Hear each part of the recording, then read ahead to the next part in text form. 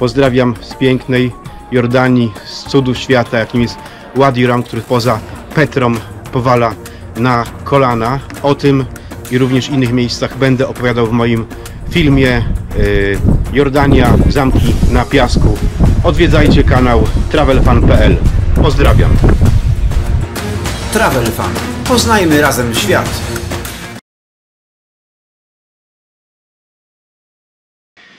Cześć, witam. Właśnie przyłapaliście mnie na mojej ulubionej czynności powyjazdowej, a mianowicie wydrapywania mapy. Tym razem monetą 5-piastrową, czyli 0,05 częścią dinara jordańskiego wydrapuję właśnie to piękne miejsce, kraj. Musiałem wspomóc się szkłem powiększającym, gdyż kraj nie jest zbyt wielki, a chciałem go równo dokładnie wydrapać, więc trudno dosyć było. Cieszę się, że dane mi było odwiedzić kolejny, nowy, dotąd mi nieznany kraj, że kolejne miejsce na mojej zdrapce zostało wydrapane, jak podaje jedna z aplikacji, którą dysponuję w swoim telefonie. Póki co zwiedziłem 33% świata. Pewnie nie całego, ale ogólnie licząc jako kraje. Bardzo mnie to cieszy. I tak sobie właśnie podziwiam moje pamiątki, które tym razem zdobyłem. Polecam smakowite daktyle, świeżutkie, jeszcze niedawno zbierane. Kraj przepięknej przyrody, zwłaszcza Wadi Rum oraz wspaniałej, bajkowej Petry. To na pewno te dwa aspekty, które najbardziej utknęły mi w pamięci. Również ciekawy Aman, który pokazuje starożytne miejsca z czasów bytności Rzymian oraz Greków z pięknym amfiteatrem, a także kilka innych fajnych miejsc, które udało mi się zobaczyć, zostaną w mojej pamięci, w moim sercu. Także bajka o Jordanii dla mnie się skończyła. Powoli będę przygotowywał się do letniego sezonu z cyklu W Polskę jedziemy, aby na jesień znowu zobaczyć kilka fajnych miejsc poza Europą. Odwiedzajcie mój kanał travelfan.pl, oglądajcie znajdujące się tam filmy, dawajcie komentarze, one są bardzo ważne, i lajki. Pozdrawiam wszystkich miłośników podróżowania. Travelfan. Adventure starts here.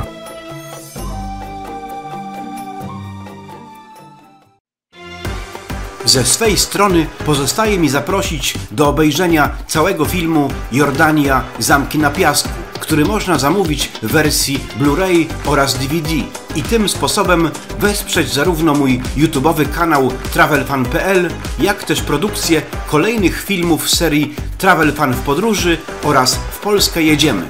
Zatem poznajmy razem świat. Travelfan prezentuje film Jordania, zamki na piasku. Położona w południowo-zachodniej części Azji, na Półwyspie Arabskim, wywodzi swą nazwę od opisanej w Biblii rzeki. Kraj na styku wielu religii oraz kultur, przesiąknięty ciekawą, wielowiekową oraz wielowątkową historią.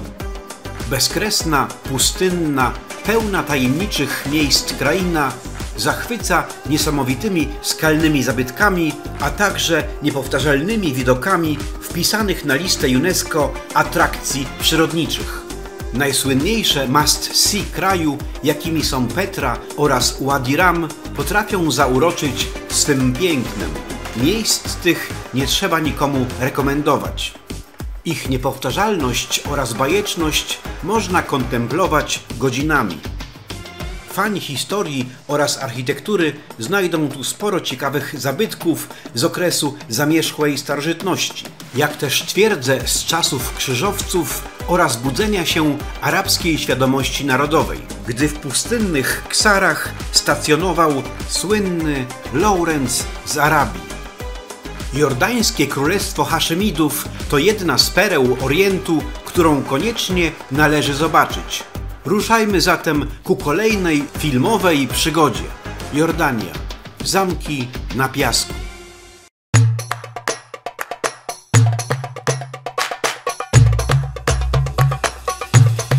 Chmury, chmury, chmury. Niemal od Warszawy towarzyszące nam szaroburę chmurzyska uniemożliwiały podziwianie piękna Matki Ziemi. Docierające tu jeszcze na przełomie zimy i wiosny zimne fronty wzbudziły moje zdziwienie.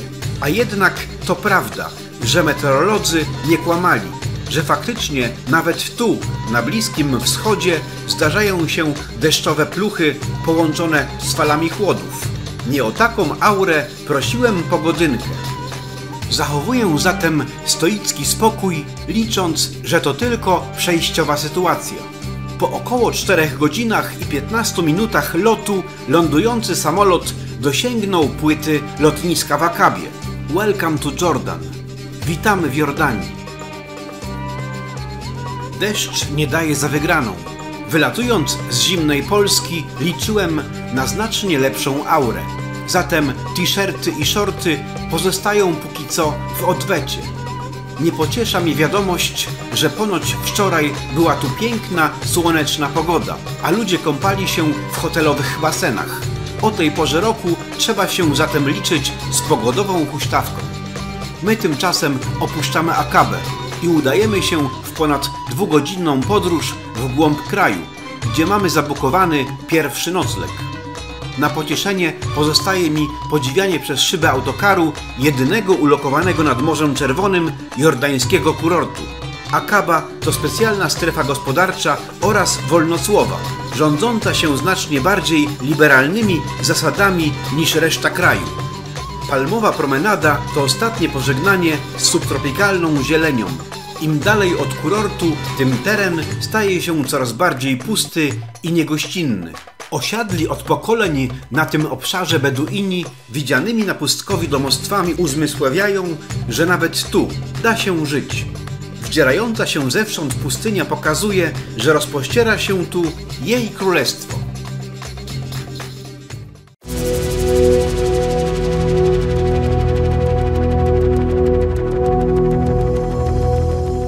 Jesteśmy w miejscu zamieszkiwanym już w okresie wczesnego paleolitu przez grupy myśliwych, zbieraczy, a później koczowników. Ślady archeologiczne wskazują także na bardziej stałe osiedla w tym miejscu z okresu neolitycznego, około 9000 lat przed naszą erą. Aż do podboju arabskiego dolina regularnie zasiedlana była przez różne grupy nomadów. Miejsce to dzięki wykutym w skale antycznym budowlom znane jest światu jako Petra.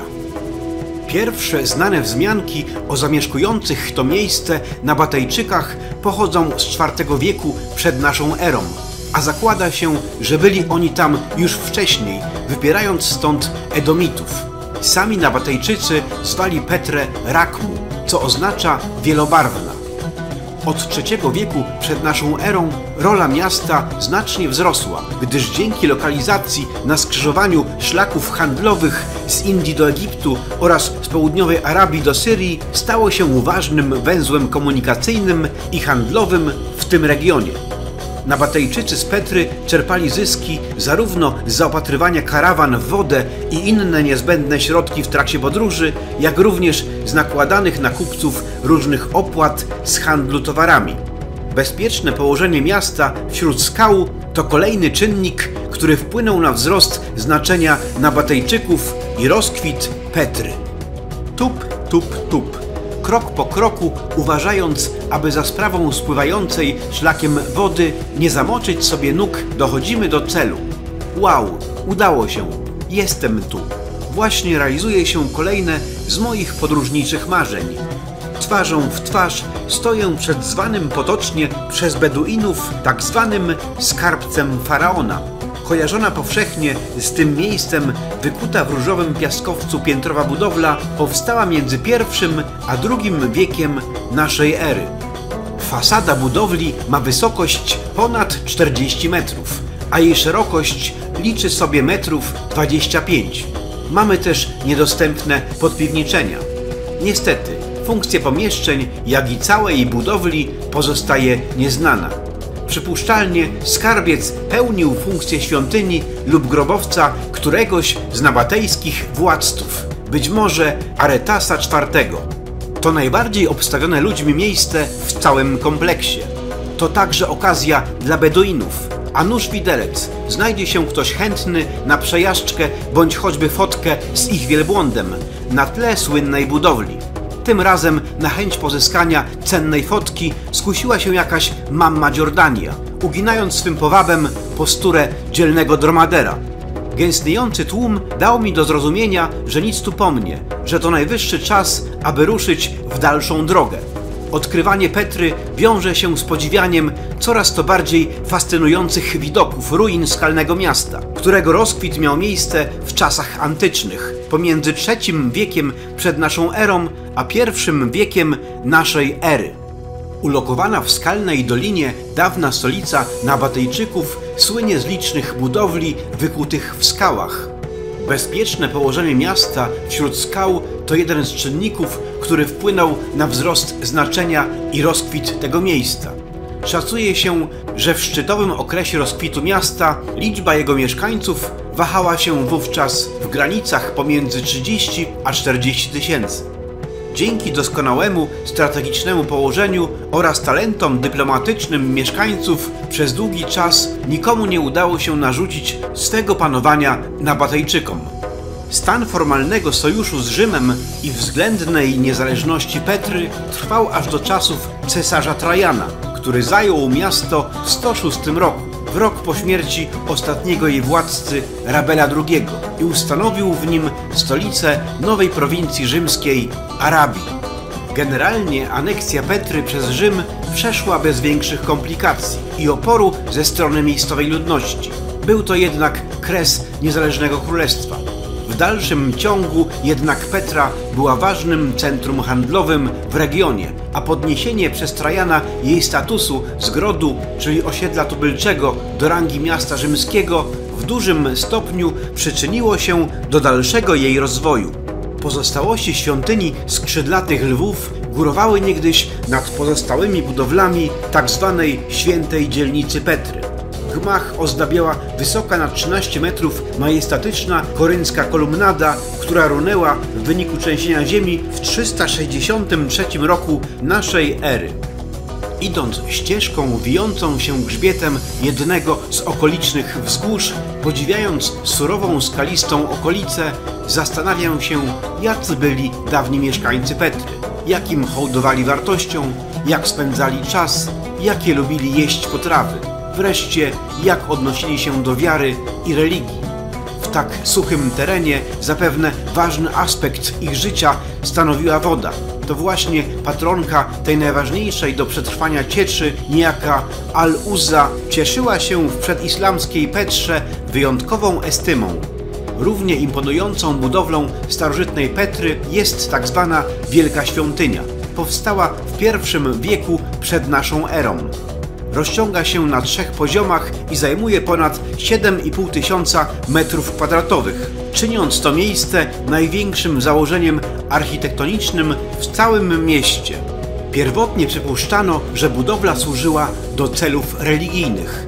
Prawdopodobnie nie była to świątynia, ale rodzaj królewskiej rezydencji.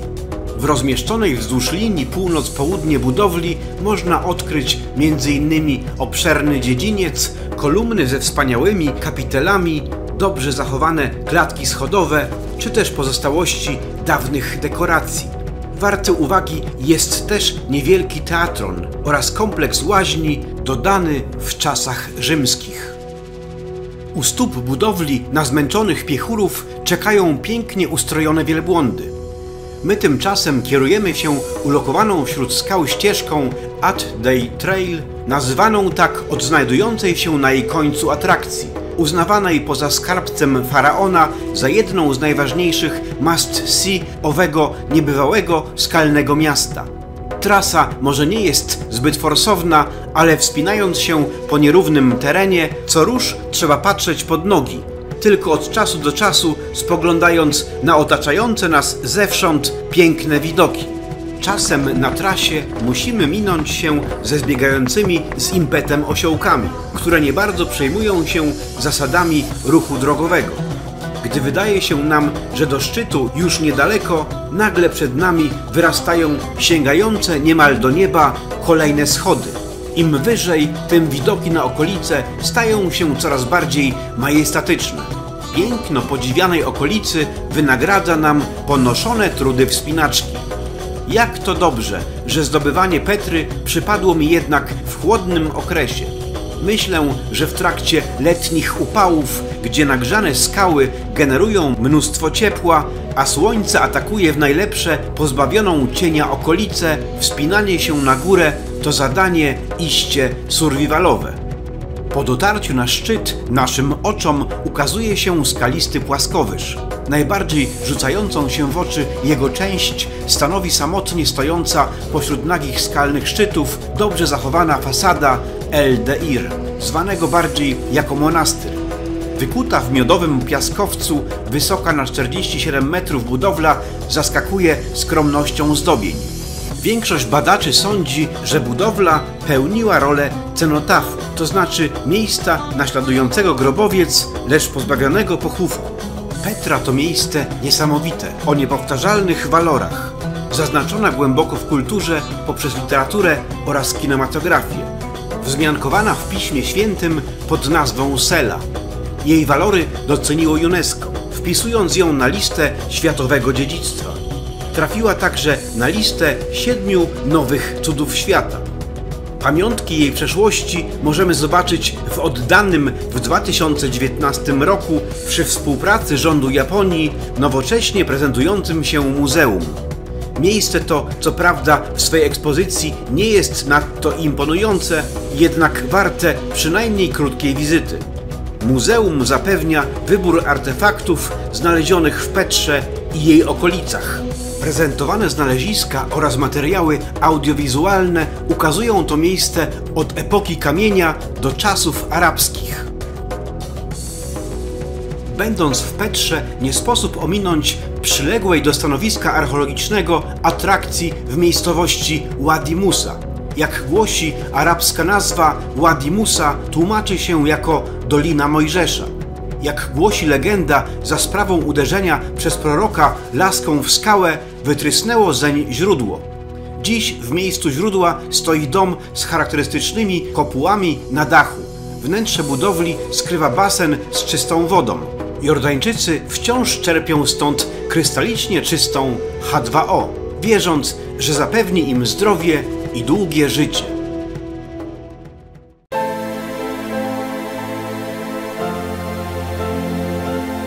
Mimo że Jordania w zdecydowanej większości jest obecnie muzułmańska, miejscowość Madaba, w której właśnie się znajdujemy, to bez mała największa chrześcijańska enklawa w Jordanii, w której znajduje się największe zgrupowanie świątyń tej wiary w całym kraju. Tu w pokojowy sposób koegzystują ze sobą kościoły oraz meczety.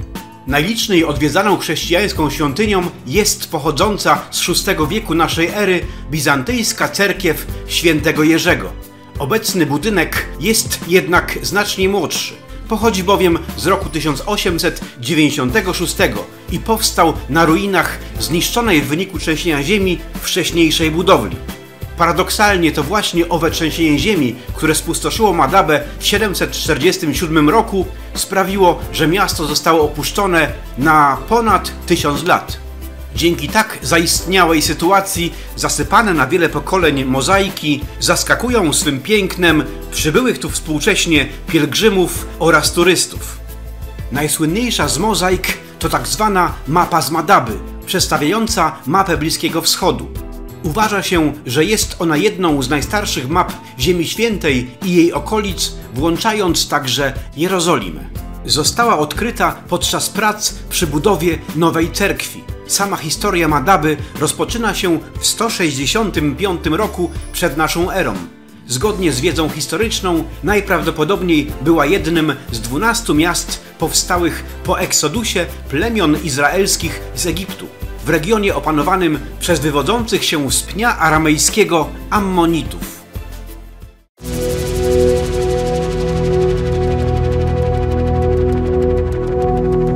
Przysłowiowy tzw. rzut beretem dzieli Madabę od słynnej góry Nebo, na której rzekomo miał skonać Mojżesz, uprzednio mając możliwość tylko spojrzeć na ziemię obiecaną, na którą to przywiódł Izraelitów, a do której nie było mu dane wkroczyć. To jedno z najważniejszych chrześcijańskich miejsc pielgrzymkowych w Jordanii. Przy wejściu na teren posesji znajduje się memoriał upamiętniający wizytę papieża Jana Pawła II. Na kolejnym z głazów z napisem w języku arabskim i angielskim widzimy wzmiankę, że góra Nebo jest miejscem świętym. Pomimo katolickiej administracji miejsce to czczone jest także przez wyznawców religii judaistycznej oraz islamu. Na wiodącym przez park archeologiczny chodniku widzimy płytę z inicjałami wrocławskiego zakonu braci mniejszych, jedną z wielu spersonalizowanych płyt upamiętniających darczyńców. Miejscem tym od 1932 roku opiekują się franciszkańscy zakonnicy z kustodii Ziemi Świętej, którzy posiadają na terenie parku archeologicznego niewielki konwent. Ich misja sięga roku 1217.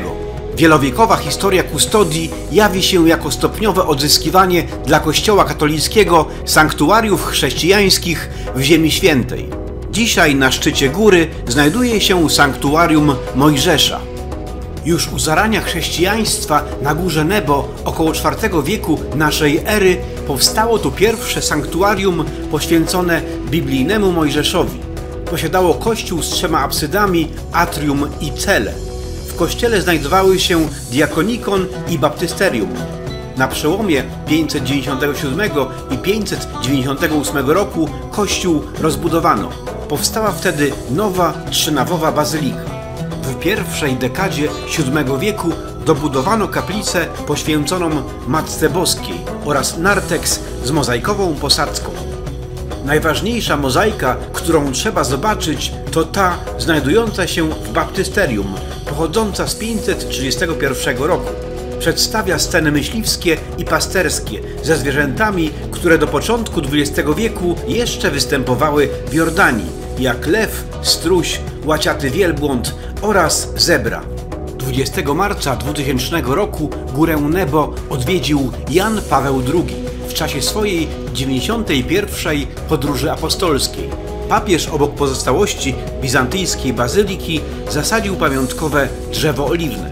Charakterystycznym symbolem sanktuarium jest wężowy krzyż z brązu autorstwa włoskiego artysty Giovanni Fantoniego.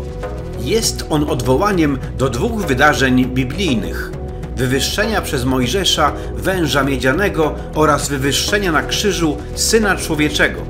Z tarasu sanktuarium roztacza się panorama na Dolinę Jordanu, gdzie na samym horyzoncie można ujrzeć zarysy Ziemi Świętej, a czasem nawet Betlejem i Jerozolimę.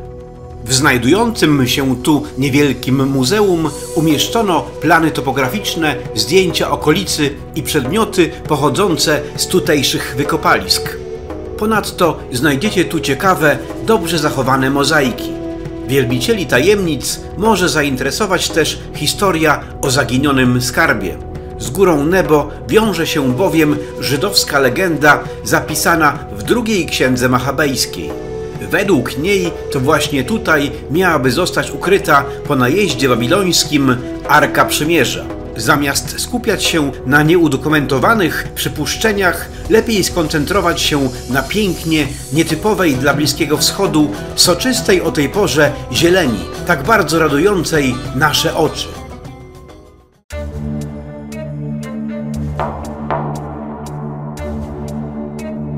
Ulokowaną wśród skalistych pustkowi, pełną krętych zawijasów drogą, przemieszczamy się w kierunku pobliskiej Betanii. Ewangelia świętego Jana wspomina to miejsce, gdzie z rąk świętego Jana Chrzciciela Jezus przyjął chrzest. Głównym punktem zwiedzania jest ulokowane tu stanowisko archeologiczne utożsamiane z miejscem ochrzczenia Syna Bożego. Do 1994 roku miejsce to jako strefa nadgraniczna było zaminowane i całkowicie niedostępne. W wyniku podpisania traktatu pokojowego miejsce to udostępniono do zwiedzania. Ze względu na unikatowość ekosystemu po terenie poruszamy się specjalną, zadaszoną kładką. Usytuowany wzdłuż doliny okresowej rzeki Kharar obszar rozciąga się na długości 2 km, od źródeł po ujście do rzeki Jordan. Obejmuje on miejsce chrztu oraz zabytki z czasów rzymskich i bizantyjskich. W miarę zbliżania się do Jordanu pojawiają się zarośla tamaryszków, w których rozbrzmiewają trele tysięcy ptaków. W 2015 roku teren ten znalazł się na liście Światowego Dziedzictwa UNESCO. Mijany po drodze kościół Świętego Jana zdaje się informować o szczególności tego miejsca. Betania już od pierwszych wieków chrześcijaństwa jest ważnym punktem podczas pielgrzymek po Ziemi Świętej. Finałowym punktem naszego zwiedzania jest mulisty nurt rzeki Jordan.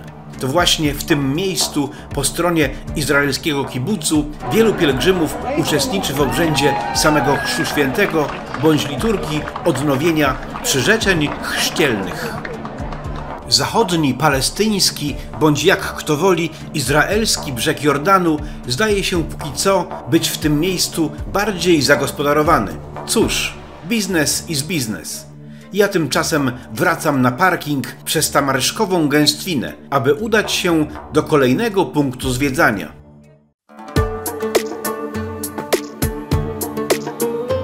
Zmieniamy plenery.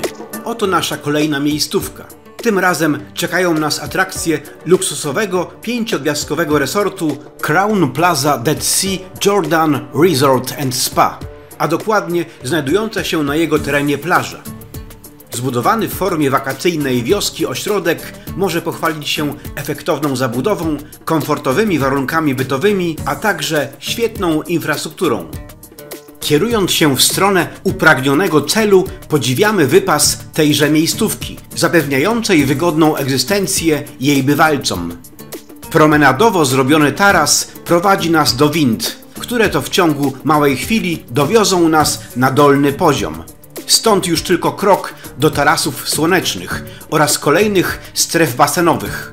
Odpuszczamy sobie owe kuszące luksusy, bowiem obiektem naszego zainteresowania w pierwszej kolejności staje się możliwość bezpośredniego spotkania z Morzem Martwym. Kamiennymi schodami udajemy się zatem na najniższy poziom resortowej infrastruktury. Kończąca się tu drewniana kładka zaprowadza nas na sztucznie usypaną plażę. Po zajęciu miejsca pod dającymi cień parasolami udajemy się przywitać z najbardziej zasolonym akwenem na kuli ziemskiej. Niezwykłe stężenie soli sprawia, że na powierzchni z łatwością unoszą się ludzie nie umiejący pływać. Chętni mogą też skorzystać z leczniczego błotka, ponoć bardzo dobrze wpływającego na cerę, egzemy oraz alergie. Tłusta niczym maź, niemiłosiernie słona woda, powodując ból, wżera się w drobne skaleczenia na moim ciele. Radosne pluskanie zdecydowanie odpada. Ze względu na panujące w najniższej depresji świata warunki, ciśnienie atmosferyczne jest tu bardzo wysokie, a powietrze gęste, parne i ciężkie. Trudno tu zatem na dłużej zagrzać miejsce. Zamiast błogiego relaksu czuje się bowiem zmęczenie. Czas zatem na odwrót. Przedstawiam garść informacji, co warto wiedzieć i o czym należy pamiętać, wybierając się do Jordanii.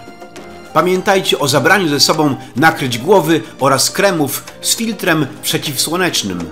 Nawet gdy słońce zakryte będzie zapłaszczem z chmur, może zaskoczyć opalenizną. Biorąc pod uwagę wizytę w marcu bądź wcześniej, należy wziąć pod uwagę spakowanie ciepłego odzienia, przeproszenia puchówki, a nawet deszczówki. Generalnie o tej porze roku może być tam zimno, zwłaszcza rano oraz po zachodzie słońca. Gdy spodoba się Wam jakiś pamiątkowy gadżet, warto go kupić niezwłocznie. Potem możemy już tego nie dostać. Największy wybór jest w Akabie, gdzie ceny są najbardziej umiarkowane. W przeciwieństwie do Egiptu bądź Indii, w Jordanii nie ma męczących ulicznych sprzedawców. Nie ma też tutaj ulicznej kakofonii. Nie jest tu czymś dziwnym, że kierowcy zatrzymują się na pasach i umożliwiają bezpieczne przejście przez jezdnię. Alkohol w Jordanii to towar deficytowy i bardzo drogi. Poza Akabą, gdzie z racji specjalnej strefy ekonomicznej alkohol jest dość powszechny, a ceny są najniższe, a także kilkoma punktami sprzedaży w Ammanie, w innych miejscach, poza tylko niektórymi hotelami, procentowe trunki są praktycznie nie do kupienia. Warto zatem zabrać ze sobą odpowiednie zaopatrzenie. Tutejsze piwa są niezwykle mocne, służą raczej nie do napicia, ale upicia. Zwykle zaczynają się od 8, a kończąc na 16%, co może powodować smakowy dyskomfort. Ceny w kawiarniach i restauracjach zabijają. Obiad na trasie to wydatek około 15 do 17 dinarów. Wydatek ten należy przemnożyć razy 6 z niewielkim kawałkiem polskich złotych za 1 dinara. Podczas poszukiwania czegoś do jedzenia warto zatem rozważyć zakup szoarmy czy kebaba z ulicznej budki. Ceny od 2,5 do 3,5 dinara za porcję. Ceny magnesów to najczęściej wydatek około 1 do 2 dinarów, choć w sklepach dla turystów, gdzie zatrzymujemy się na trasie, aby skorzystać z toalety i napić się kawy, mogą wynieść nawet 5 dinarów. Dla przykładu kula śnieżna z wizerunkiem Petry w takim sklepie kosztowała 18 dinarów, gdy w Akabie taką samą można było nabyć jedynie za 5 dinarów. Wstęp do prywatnego beach clubu w Akabie to wydatek aż $25. W cenie mamy dostęp do infrastruktury typu plaża, leżaki, łóżka balijskie, sauna, siłownia, szatnia, toalety, drobne animacje, jedzenie i napoje dodatkowo płatne. Uwaga! Ceny z kosmosu, ale przymykają oko, gdy wniesie się jakieś piwo czy przelany do butelki po coli alkohol. W niektórych hotelach, zwłaszcza tych na pobycie, obowiązuje zakaz wwożenia własnego alkoholu, który po prześwietleniu bagaży będzie zdeponowany i oddany dopiero podczas wyjazdu. Tak jest na przykład w wypadku resortu Crown Plaza nad Morzem Martwym, gdzie alkohol można było nabyć wyłącznie w barze za dość wygórowaną cenę przynajmniej 5 dinarów za piwko. Jordania to kraj palaczy. Jeśli nie ma wyraźnego zakazu, praktycznie pali się wszędzie, nawet w sklepach i marketach. Na kulturalnie wychodzącego na dymka na zewnątrz patrzą się jak na kosmitę. Generalnie Jordania wydała mi się dość drogim kierunkiem, gdy zwykle na własne wydatki typu magnesy, woda, piwo, słodycze, czasem zdarzy się t-shirt czy inna pamiątka, wymieniam na tydzień mniej więcej równowartość $50, tu musiałem posiłkować się dodatkową wymianą dolarów na lokalną walutę. Oglądając filmy z cyklu Travel Fan w podróży, wiesz więcej.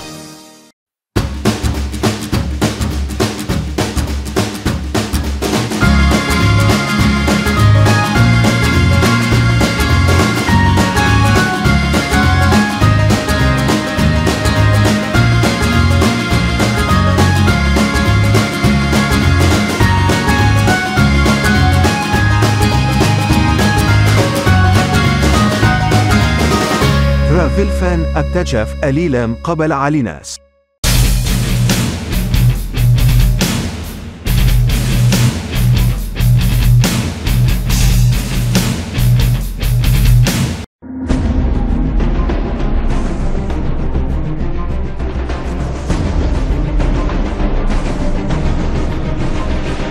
Z podróżniczym pozdrowieniem, Rafał Maza. All rights reserved by Travel Fan.